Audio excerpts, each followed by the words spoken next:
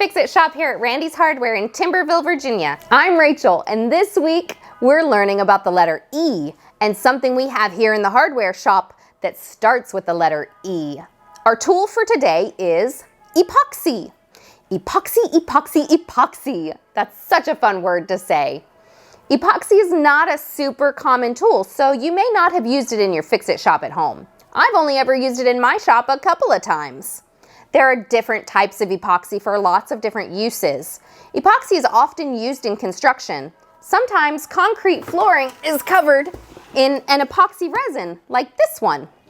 You can also find epoxy in paints that are for appliances or swimming pools. The epoxy that we're going to talk about today is epoxy glue. But before we get to that fun part, let's learn a little bit about epoxy. Last week, we talked about duct tape and how people have been wanting to stick stuff together for a long time. Well, epoxy can be considered a kind of glue, but it's pretty complicated to create. A simple definition of epoxy is, hand me that, an adhesive, plastic, or other material made from a class of synthetic thermosetting polymers containing epoxide groups. Which doesn't seem like a super simple thing since there are some crazy big words in there. I guess I would simplify by saying it is a combination of chemicals that when mixed cause a heat reaction and then solidifies into something like a hard plastic or resin. Using different chemicals will create different types of epoxies. It's still an epoxy as long as there are epoxides in it. Chemists would say an epoxide is one oxygen atom connected to two carbon atoms in an equilateral triangle, and it's a very unstable substance. Because it's unstable, it can be combined with a lot of different other compounds. Whew, I did not know we were going to have a chemistry lesson today. So let's get to the fun part, using epoxy in our Fix-It shops. The easiest epoxy that we have to use in the hardware store are these epoxy glues. This is an epoxy gel that's a quick set glue.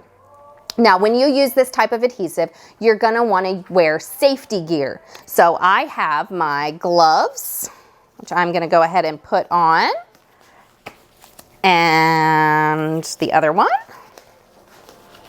And I've got my safety goggles, so I'm gonna wear those too. And if you're working in an area that doesn't have very good ventilation, or if you're inside your Fix-It shop at home, you might want to wear a respirator or a mask. So I'm in a great ventilated shop, so I'm not going to wear that today, just so you can hear me a little bit better.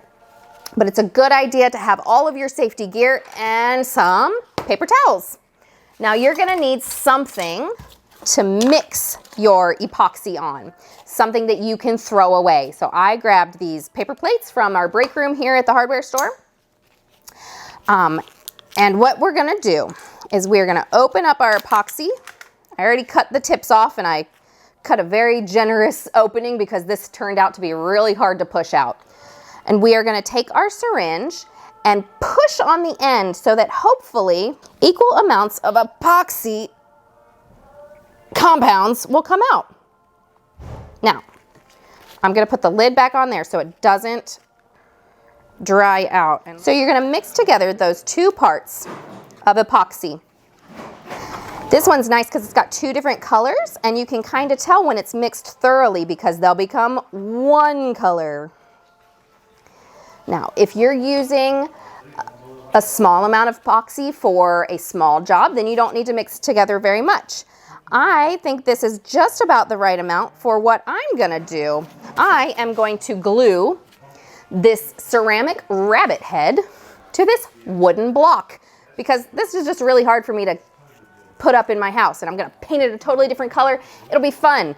So what you do is, since this is quick set, I have to work kind of quick. I only have 6 minutes before it starts to harden. So I spread the epoxy on the back of what I want to glue, and I cleaned these earlier. You want to always read the instructions and make sure you're prepping your surfaces. I think that's just about the right amount. There we go. I got it on the back of my bunny head. And I'm gonna mount him. Look, it's taxidermy too. I'm gonna mount him onto this wooden board.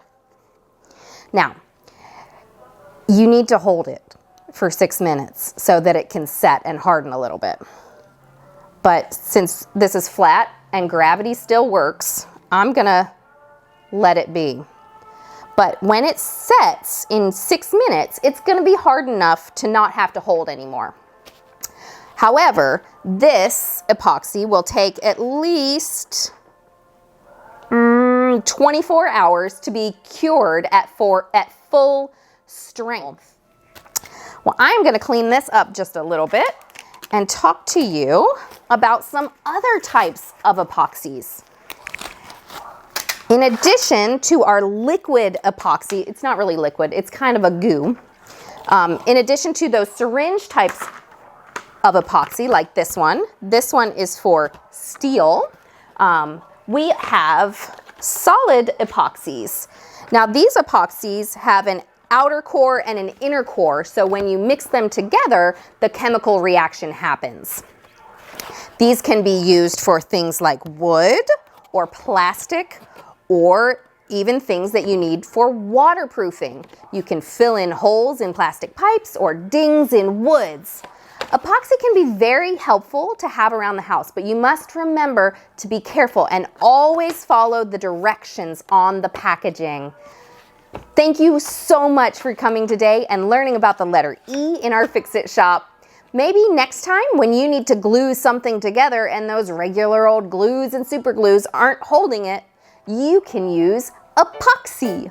Have you ever used epoxy before in your Fix-It shop? Do you think you'll try it now?